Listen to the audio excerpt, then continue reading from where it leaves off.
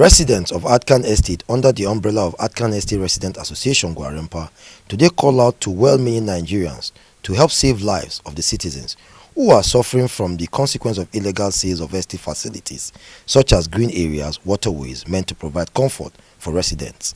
Despite public hearing on the matter, some vested interests who act above the law or plain insensitive to Nigerians living in the estate had become imperative to amplify the cry of the association so as to bring an end to these sufferings. Mrs. Chidinma Agomo, the BOT Secretary of the association, and Mr. Anthony Okure, Chairman Security Committee of the estate, had this to say respectively. Abuja has a master plan. Abuja is a well-planned city.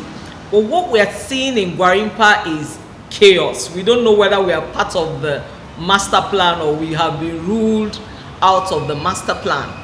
Every given space is taken up by a plaza. When we bought houses in this estate, we were informed therefore strictly residential.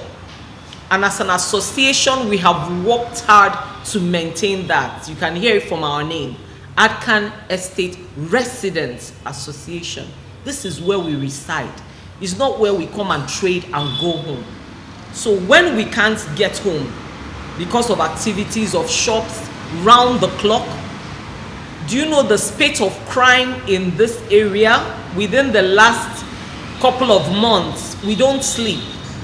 Gunshots constantly, and it's all because of the heightened commercial activities. We can't sleep with our eyes closed, and the government bodies are not making things easy for us. They are not. Recently, we have one of our houses in the estate being converted to a restaurant and a bakery, and we're wondering, under whose approval? Where is your parking lot going to be? Right there on 69 Road, there's a plaza springing up, 2 floors as we speak. We don't know if it's going to end at 2 floors or they're going ahead to make it 3 floors. Who is given the authorization? We have approached Federal Housing Authority. Some of them will claim they are unaware. But when we go to meet the people building, they will say they have their proper papers documented, signed, and they were given approval to build. Presently, our residents have been crying out. We have a mosque on 69 Road with 4 speakers. 4 speakers. A mosque in between people's houses. And we know how our Muslim brothers pray. We have Muslims amongst us. And you have to be woken up at 4 a.m. 4 speakers, loud. Every appeal has been done. We've written, we've appealed, we've approached, we have done all. And nothing is happening. And we're doing this press conference because we don't want to, we are very civilized people. You know, we do things orderly, and we have written to all the necessary parties. We have not gotten favorable response, and that's why we're crying out. Things are getting out of hand. I can't imagine what it would be like if every house decides to mount their own speakers for morning devotion. The place will simply become inhabitable.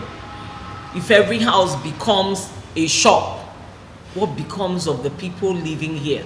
Our houses are fast losing value. Because to come to Gwarimpa has become a tough order that is very difficult for us to swallow. The continuous incursion into our roads. By this time next year, I'm sure this estate will be cut off from the remaining part of Gwarimpa. And the way and manner the plazas are coming, the major waterway is about to be blocked. So we want to appeal. We know that the Minister of FCT is the action minister.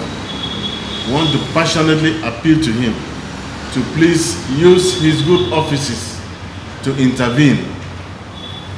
The Minister of Housing that FHA is under, please intervene, help us out, else we shall be cut off from the remaining part of Abuja, and that will not be good enough. So this is a passionate appeal. We know it is doable and you can do it. Please help us. The residents are appealing. We are appealing to FCDA We are appealing to FCT administration.